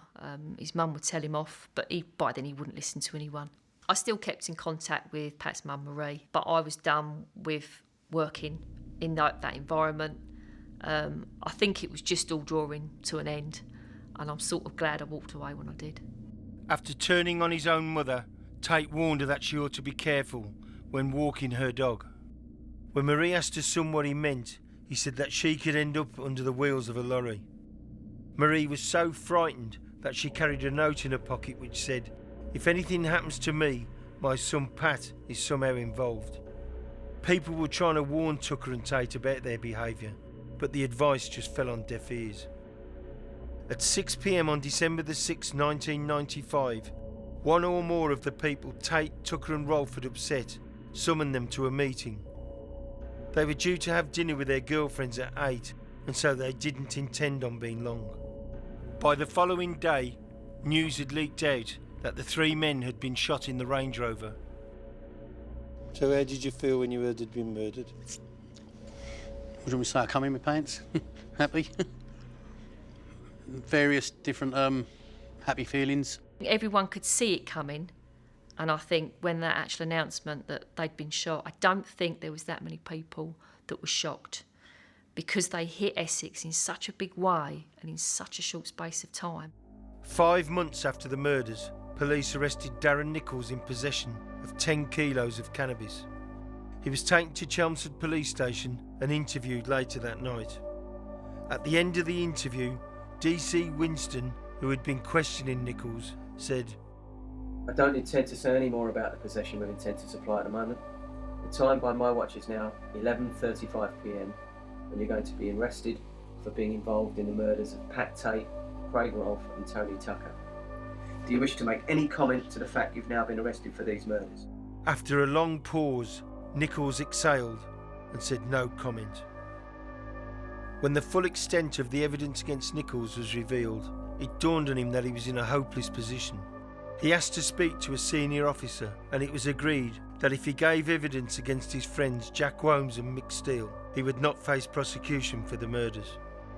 When the trial took place at the Old Bailey, despite Nichols having a history of deception and lies, the jury believed him and Steele and Womes were found guilty. When the jury come back with a guilty verdict, obviously it just, shocked right through to the core of the whole family. Following the guilty verdicts, the Womes family were targeted by friends of the murdered men. One man who was particularly vocal about seeking some form of retribution was Carlton Leach, a close friend of Tony Tucker's. I rang the guy up and asked him what the problem was, you know. He just hung up on me. And at the end of the day, you know, he was one of the filmmakers. We've got tons of paperwork, tons and tons of investigative paperwork, and not once written in there is the name Carlton Leach. So how does he claim to be their buddy? Don't see it. The Womes family were not the only ones receiving threats. I was attacked one evening by John Gaffer Rowlinson. According to his biography, he's the most dangerous man in Britain. It may well be a typing error. Following the altercation, I was charged, and when I appeared at Basildon Magistrates Court, John Womes attended. We discussed his brother's case, and I agreed to assist him with his campaign for freedom. It's a cause John has devoted the last 20 years to. And I started off by banners, posters, a local football ground up in Norfolk. We handed out leaflets protesting my brother's innocence. People read them, and there was 20,000 odd people went to that. And you know that a few people were going to see it, and so I then started to climb to bigger things. And as obviously the media stories was coming out with all the bits and pieces, I was, you know, start to climb the ladder myself and make bigger displays more than anything else. The next step was I went up into the gantry of the M25, stopped the M25 for 8.5 hours before they got me down. They was going to prosecute me over it, and eventually in the end they decided to drop all the charges against me. They weren't going to give me my day in court to ask me the question why you was up there, because it would have made my campaign even bigger than what it was, and it was getting bigger. After that one, I put a dummy body on a trolley outside the Home Office. You know, no forensics, no evidence, you know, all over it. And I just kept plodding away at different stunts and different bits and pieces. The posters kept going up and the media stories kept coming out. A couple of appeals we lodged. And the last one that we lost in 2006, which we didn't lose, we won. They stole it from us. John's efforts to free his brother and Steele are admirable. It has been a long and often painful journey for all concerned. The lows certainly outnumber the highs. As well as being deprived of their liberty, both Mick and Jack have had attempts on their life in jail. They've both been attacked in the prison. What happened to Steele? He got hospitalised. You know, he got attacked by a few of the guys in there.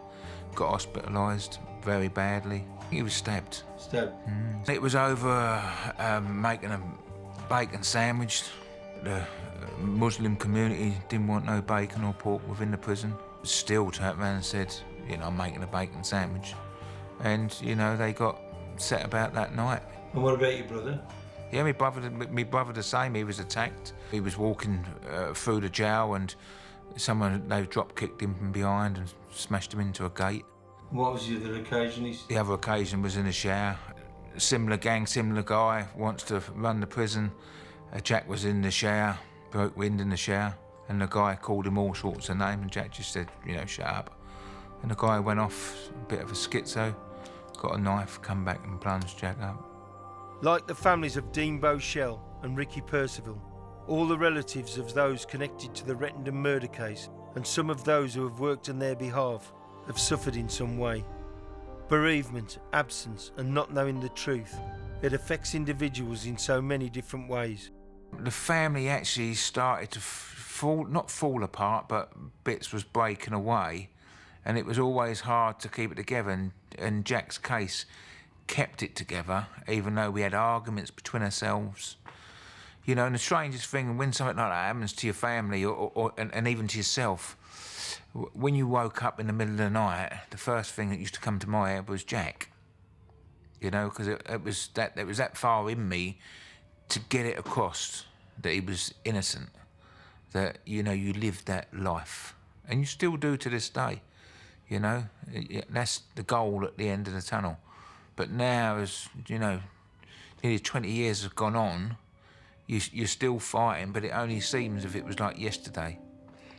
One of the solicitors we had on from the beginning for the steel solicitor, Chris Bowen, fantastic solicitor, fought and fought and fought, and it took over his life. His lounge at home was full of paperwork.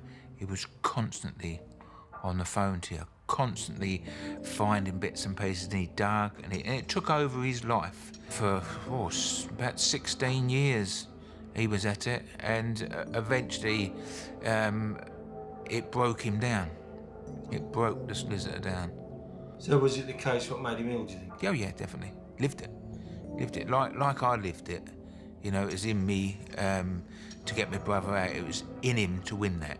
You know, and anything else that come along, he dealt with other cases and he won other cases for people. You know, but that was his driving force, and that driving force finished him.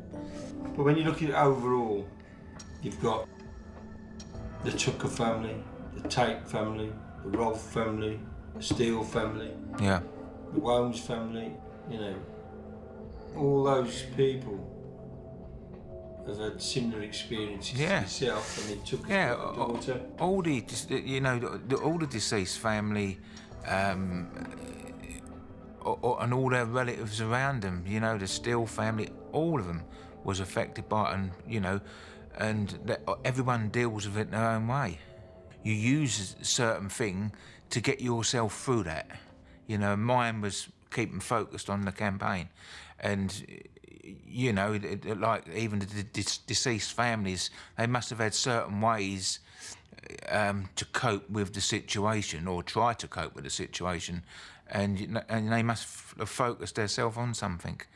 And you know, my heart goes out to them and all, because at the end of the day, them families should know who killed their Pat, Tony and Craig. They should know.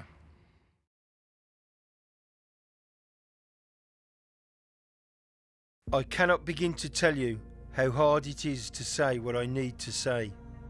Firstly, I have to agree with John and say that the truth needs to be told. The very people we set out to protect are the ones that we are now damaging. Long before the murder trial had ended, the lies had begun.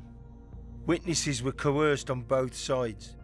Darren Nichols lied to support the agreed version of events with the police, and others talked witnesses into lying for Wilmes and Steele. Little wonder the truth has never emerged. 20 long years after the murders, the truth must be told so that the ghosts of Tucker, Tate and Rolfe can be laid to rest. Everyone affected by this awful crime needs to move on and enjoy what remains of their lives. For the first and last time, for all those affected by this tragedy, here is the truth, the whole truth, and nothing but the fucking truth. I obviously don't know the guy, but I don't think he was violent. I think he half mugged Jack off by saying, Tate said this, Tate said that. If we don't do something, that's diabolical, you know what I mean? The drugs, the money, the lifestyle, which is what fueled Mick. And they lived the lifestyle, but the lifestyle runs out, doesn't it? He could have wound Jack in. I don't believe that we were, from our upbringing, that we were a family that would, like yourself, would be wound in. Still ain't, did he? But when you're in that game, and he was gaining age anyway, wasn't he? You know, you're fucking about with younger men, which Tate, Tucker and Rolfe and that was. I don't think that Tucker or Tate had the bollocks to kill anyone. No. But they were very loud, they were big, powerful people. Yeah. And I think when they put it on Mick, because he's older, his arse has gone a bit, and he's thought, I need help here. Yeah. Who's he going to turn to? And that's why I think he lied to Jack. Well, maybe not lied, but put it on strong that they had to be sorted. Do you know what I mean? Yeah, there's a thing where the double cross issue. The double cross issue where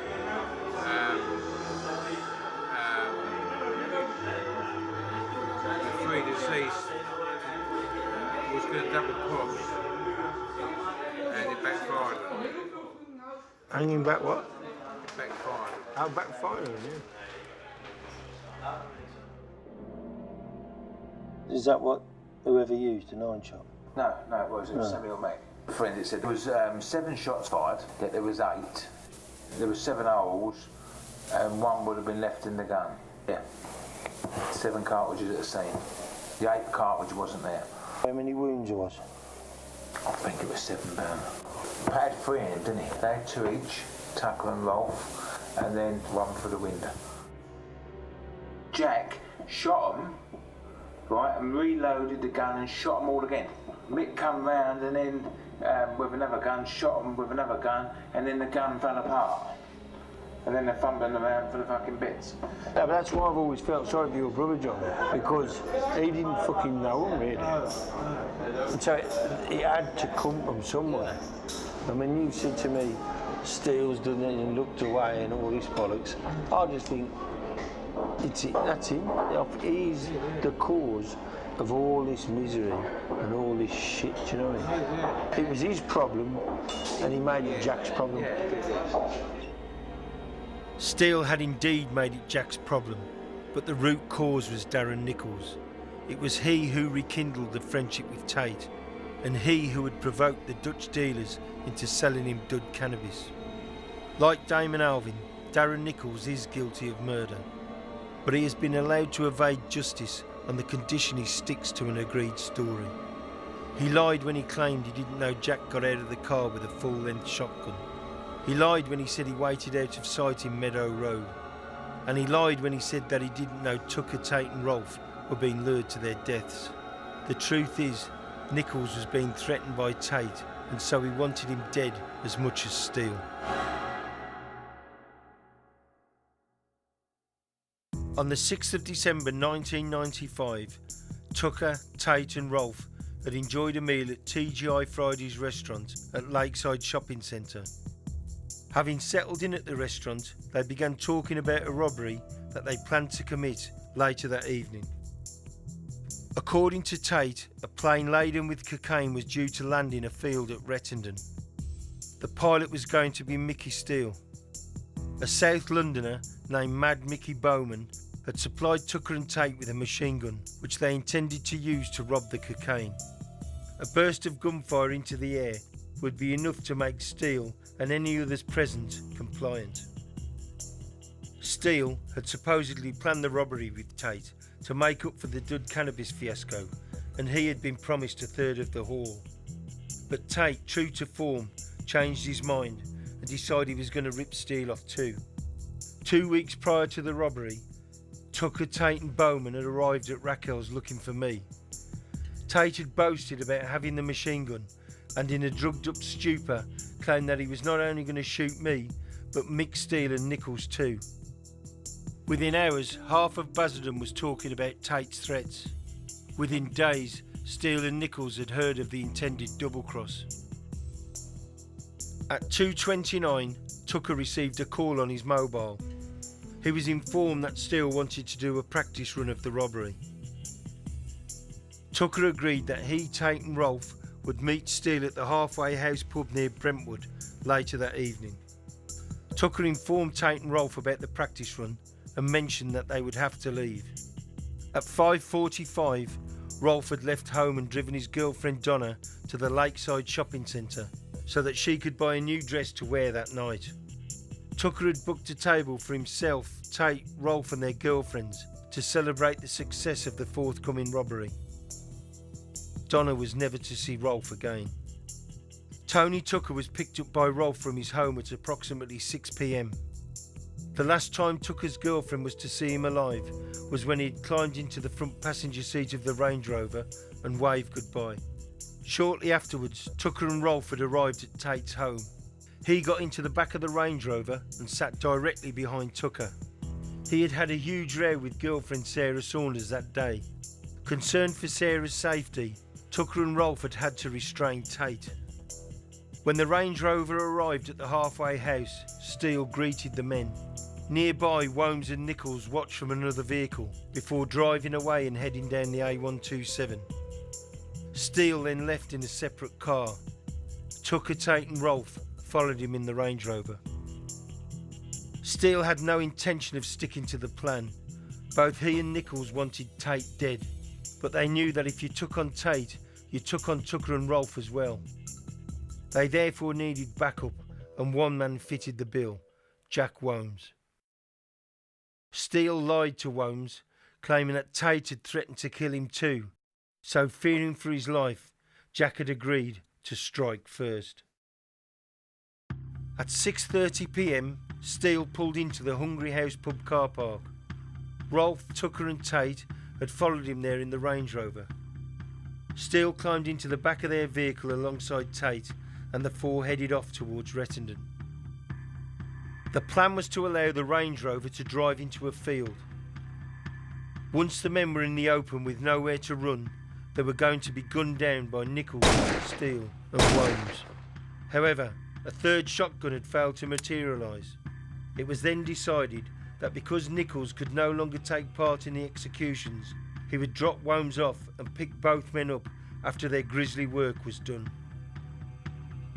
At 6:35, Nichols had dropped Womes off at Workhouse Lane. Nichols passed him the shotguns and wished him luck. Nichols couldn't resist witnessing the executions.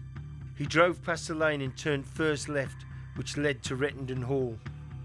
Halfway along the lane, Nichols stopped his vehicle, got out and walked a short way into the field where he could view the slaughter.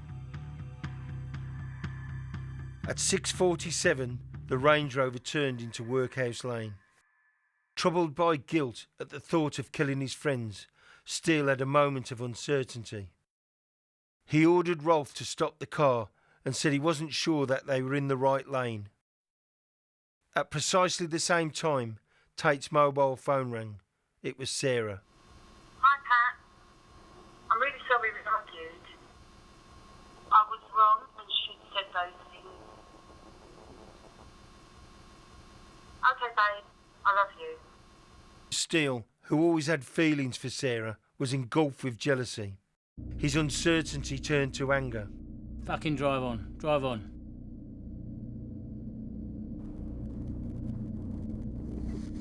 The vehicle eventually pulled up in front of a locked 5-bar gate. Stay here and keep warm. I will get the gate, Steele said as he got out of the Range Rover. When his door opened, the vehicle's interior light came on. This prevented those sitting inside the car from seeing what was going on outside. Jack Womes emerged from nearby bushes, clutching 2 shotguns. He gave one to Steele and then approached the open rear door. Womes pointed his gun at Tate in the back seat and pulled the trigger. The shot skimmed Tate's head and smashed the offside rear passenger window. Adjusting his aim, Womes fired again. This time the lead shot punched a hole in Tate's torso, damaging his liver. He didn't want Tate to die just yet. According to Steele, he was the one who had threatened to kill him, and so it was him he wanted to watch suffer. Turning his gun swiftly towards Rolfe, Womes squeezed the trigger. The blast ripped through the headset and smashed into Rolfe's head, just behind the ear. He died instantly. His hands remained on the steering wheel and his foot was still firmly on the brake. Womes pointed his gun at Tucker's head and shot him. This blew his jaw, teeth and the left-hand side of his face away. The vehicle's dashboard was sprayed with blood and human tissue.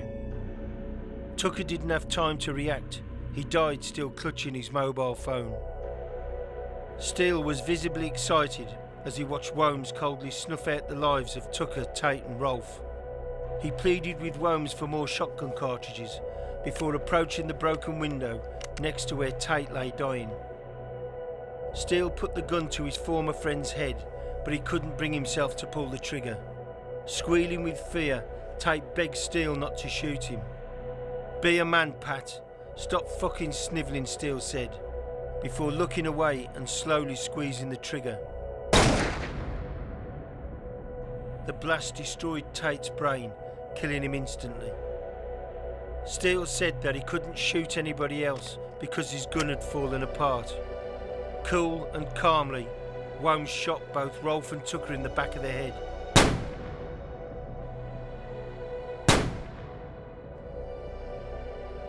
No problem, they are dead now, Jack replied. On a hill, approximately 200 yards from the murder scene, Darren Nichols stood watching the murders of Tony Tucker, Pat Tate and Craig Rolfe.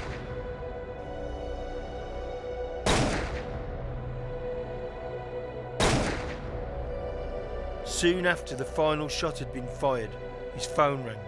It was 6:59 p.m. Unable to initially get a signal, Wholmes had waved his phone in the air before walking into a field. After 15 paces, his phone picked up a signal and he dialed Nichols' number. Nichols answered, and moments later, all three men left the murder scene. For 20 years, the victims' families have had to endure appeals, books, newspaper investigations, documentaries and movies, which all cast doubt on the guilt of their loved ones' killers. Where do I find the Essex Boys? The truth, although revealed, was always shrouded in doubt because it wasn't quite the whole truth. I accept that John Wholmes and I are guilty of prolonging people's misery, but the police and Darren Nichols also have to take some responsibility. Had Nichols stood in the dock alongside Steele and Wholmes, the media circus that ensued could never have happened. I have no time or sympathy for Mick Steele. Aged 70, the likelihood is that he will die in custody. Jack Wholmes has 5 more years of his 25-year recommended sentence to serve. All concerned have done their best to free him, but it's now time for Jack to save himself and everyone else from the suffering this charade continues to cause. An admission of his guilt to the authorities will secure Jack's freedom and bring about closure for all of the families concerned. We tried, we failed, and now it's time for us all to move on with our lives. For me, it's yet another new start, but this time I'm free of the curse that was the Essex Boys.